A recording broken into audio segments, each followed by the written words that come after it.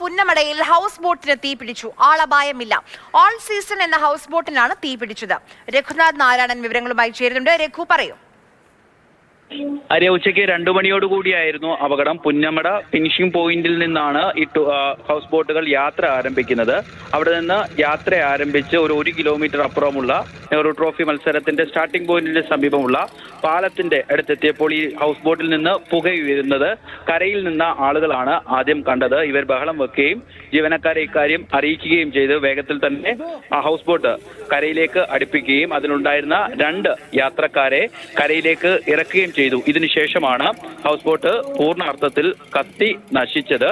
ഉടൻ തന്നെ ഫയർഫോഴ്സ് സ്ഥലത്തെത്തുകയും തീ അണയ്ക്കാനുള്ള ശ്രമത്തിനിടെ ഫയർഫോഴ്സിന്റെ ഒരു ബോട്ടിലേക്ക് ചെറിയ രീതിയിൽ തീ പടരുകയും ചെയ്തിരുന്നു. അതും വേഗത്തിൽ അണയ്ക്കുകയും ചെയ്തു. ഹൗസ് ബോട്ട് പൂർണ്ണമായും കത്തി നശിച്ചിട്ടുണ്ട്. ആലപ്പുഴയിൽ ഇത്തരത്തിൽ അപകടം ഉണ്ടാകുന്നത് പതിവാണ്. സാധാരണഗതിയിൽ ഇത്തരത്തിലെ അപകടത്തിന്റെ പ്രധാനപ്പെട്ട കാരണങ്ങൾ 2ആണ്. ഒന്ന്, ഷോർട്ട് സർക്യൂട്ട്, അല്ലെങ്കിൽ ഈ അടുക്കളയിൽ പാകം ചെയ്യാറുണ്ട്. ഹൗസ് ബോട്ടിന്റെ അടുക്കളയിൽ ആ പാകം ചെയ്യുന്ന സ്ഥലത്ത് നിന്ന് തീ പടർന്നാണ് സാധാരണ നിലയിൽ ഇത്തരത്തിൽ അപകടം ഉണ്ടാകാറുള്ളത്.